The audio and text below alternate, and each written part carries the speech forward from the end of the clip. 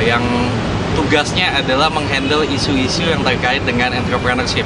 Intinya berusaha untuk menumbuhkan entrepreneurship lebih banyak di Indonesia dengan melakukan hal-hal yang kita bisa memfasilitasi antara entrepreneurnya dengan si investornya. Intinya sih seperti itu, kita semacam fasilitator untuk entrepreneur dan investor. Dalam pelaksanaannya tentunya kita melakukan melalui berbagai macam cara. Untuk si entrepreneur kita melakukan business plan review, kita melakukan training, workshop. Untuk investor kita juga melakukan edukasi seperti apa itu yang dimaksud dengan angel investment. Kemudian kita juga membantu mereka dalam menemukan potensi-potensi yang ada gitu, yang bagus ya, dan kasih masukan lah intinya seperti itu.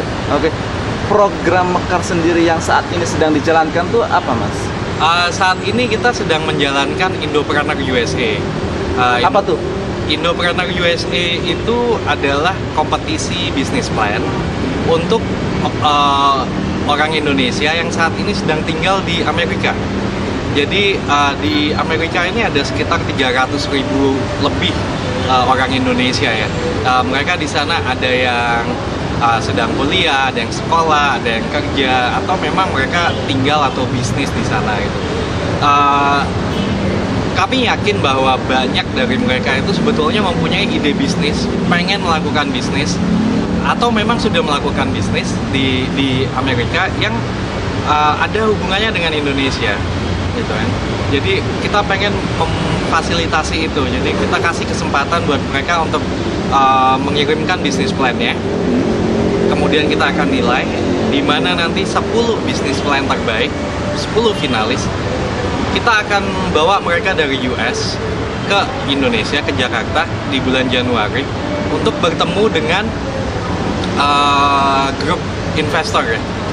Grup investor dari mana aja nih? Dari Indonesia. Oh. Sebagian besar, most likely 90% lah, bisa dibilang 90-95% itu orang Indonesia.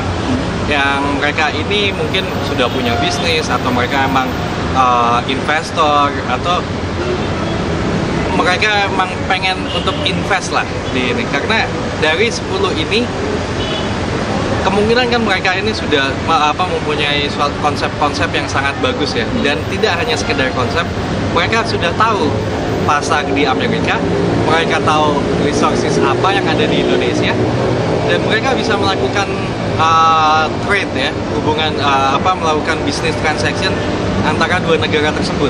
Oke. Ini plan yang akan dibawa ini ada kriteria khusus nggak? Maksudnya apakah hanya di bidang perbankan atau ada kriteria nggak? Kita punya 2 kriteria. Kita bilang high technology dan low technology. High technology adalah bahwa gampangannya adalah teknologi itu merupakan produk akhirnya, produk atau jasa yang dijual itu memang terkait dengan teknologi. Misalnya adalah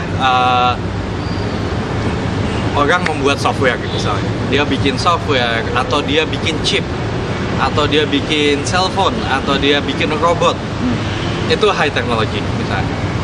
Atau dia melakukan jasa seperti membuat suatu online payment gateway yang sangat complicated misalnya, itu kita kategorikan high tech.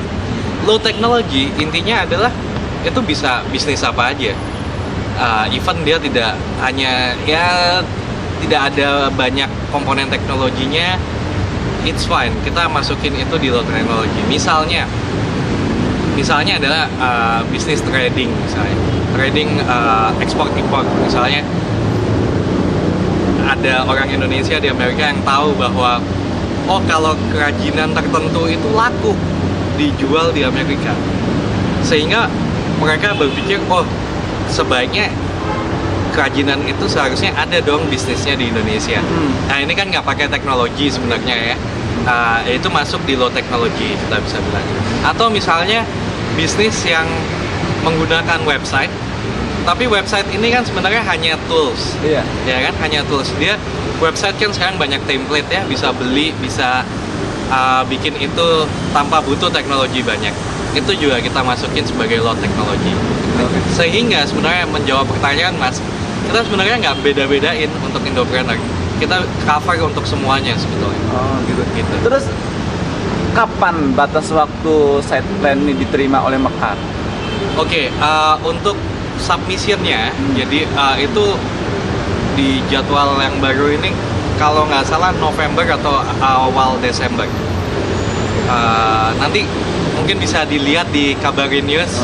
Kita akan kasih di Kabari News schedule yang udah fix karena kita sekarang lagi coba untuk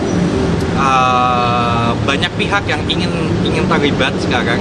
Jadi kita mau synchronize schedule-nya supaya ini kan ada banyak pihak, berarti kan sebenarnya banyak kelebihan ya, banyak sinergi yang bisa dilakukan, sehingga kita pengen schedule ini menjadi schedule yang terbaik.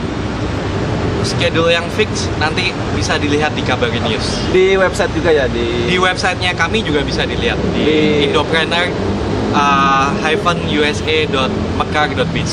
Oh, oke. Itu hanya fokus orang Indonesia yang ada di Amerika. Betul. Sebetulnya kita kasih ada sedikit flexibility ya.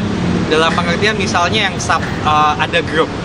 Di dalam grup itu misalnya ada orang Amerika, ada orang misalnya orang Jepang, orang Hong Kong atau apa. Tapi di situ ada orang Indonesia.